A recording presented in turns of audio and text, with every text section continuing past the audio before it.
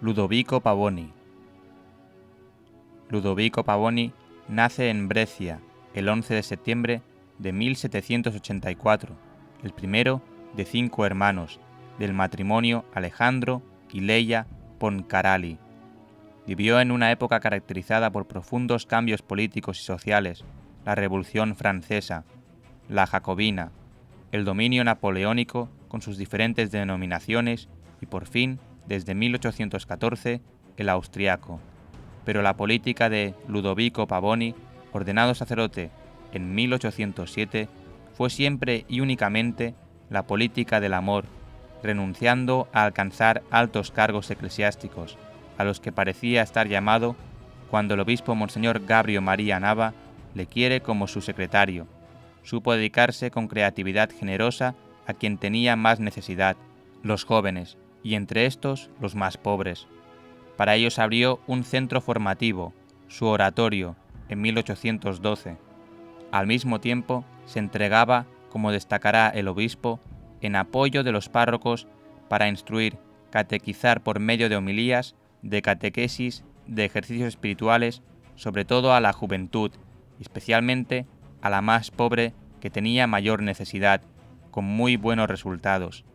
El 16 de marzo de 1818 es nombrado canónigo de la catedral y se le confiesa la rectoría de la Basílica de San Bernabé.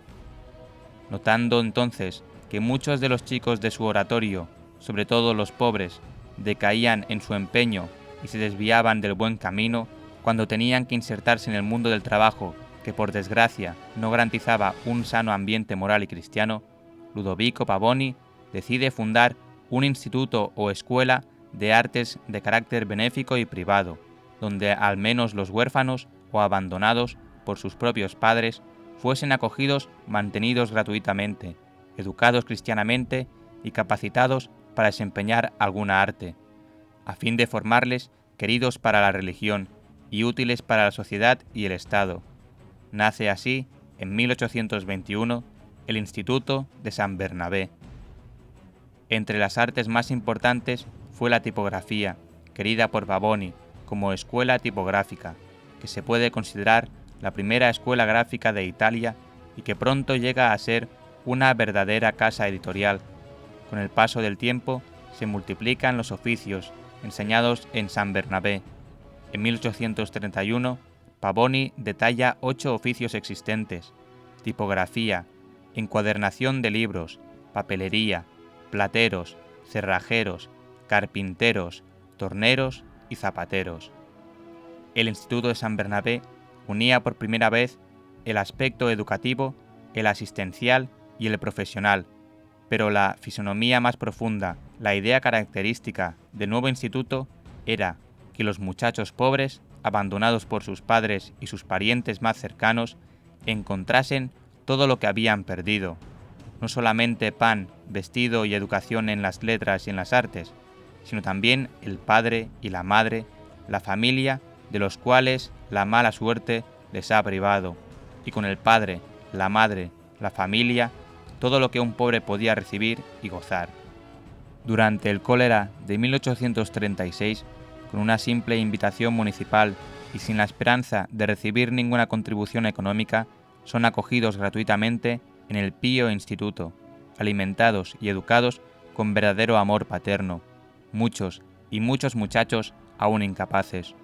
Así se lee en las actas de la reunión extraordinaria del municipio de Brescia del 21 de agosto de 1841. Pavoni pensó también en los labradores y proyectó una escuela agrícola. En 1841 acoge en el instituto a los sordomudos. El 3 de junio de 1844 era condecorado por el emperador de Austria con el título de Caballero de la Corona de Hierro.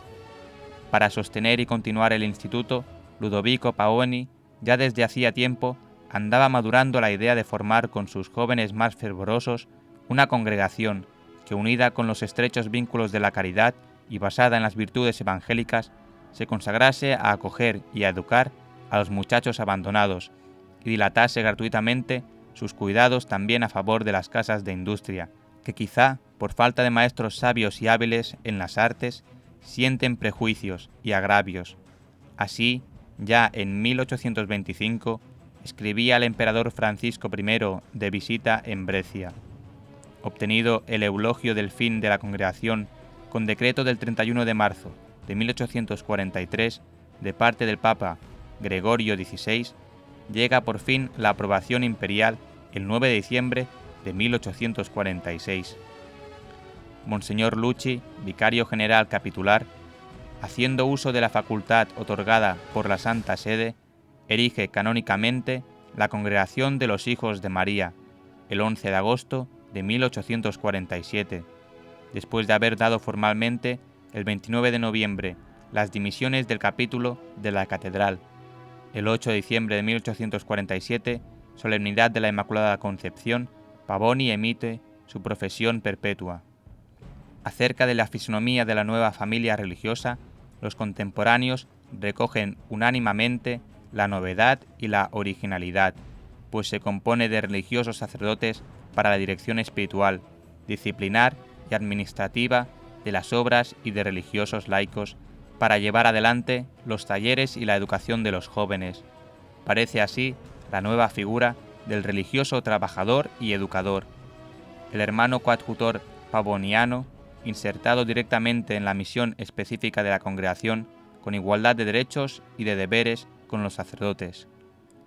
El día después de estallar la insurrección contra los austriacos, llamada de los 10 días, el sábado 24 de marzo de 1849, Ludovico Pavoni acompañaba a sus muchachos a la colina de Salano, a 12 kilómetros de Brescia, para ponerlos a salvo del saqueo y de los incendios causados por la revuelta, que justo en la plaza de San Bernabé había montado una barricada. No muy bien de salud, el 26 de marzo se agrava y al amanecer del 1 de abril de 1849, Domingo de Ramos, el Señor lo llama a su presencia. Este es el milagro por el cual fue beatificado.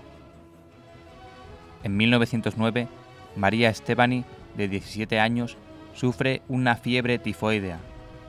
Su padre, que era médico, hace todo lo posible, pero se da cuenta de que es un caso perdido. Los síntomas de la enfermedad consisten en vómitos incesantes, fiebre muy alta, delirio constante, y era casi en estado de coma. El padre Bianchi, que le dio la absolución sacramental, le puso debajo de la almohada una reliquia del siervo de Dios Ludovico Pavoni. Inmediatamente después, la fiebre comenzó a caer y María Estebani entró en un sueño muy profundo. A la mañana siguiente, el ruido había cesado y la joven expresó su deseo de alimentarse. Después de la curación, no tenía secuelas de la enfermedad. Se casó y trabajó como maestra. El segundo milagro, por intercesión de Ludovico Pavoni, fue el del señor Honorio López Martins, de 68 años. El 21 de julio de 2009 fue sometido a una intervención quirúrgica de prostatectomía en el Hospital Brigadeiro de San Paulo, en Brasil. En la fase postoperatoria, la situación se complicó gravemente, diagnosticándose un colapso cerebrovascular agudo postoperatorio, neumonía bilateral apingestis complicada por insuficiencia respiratoria aguda e insuficiencia renal. El paciente fue trasladado a la unidad de cuidados intensivos. Los familiares recibieron el aviso de que la probabilidad de sobrevivir era escasa y en caso de que lo hiciera, quedarían comprometidas tanto sus facultades mentales como sus condiciones físicas.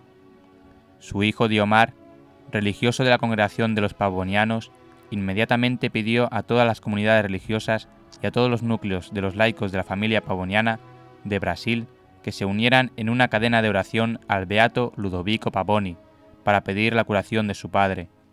El 25 de julio, el paciente experimentó una significativa y rápida mejoría, sin déficits neurológicos ni cognitivos.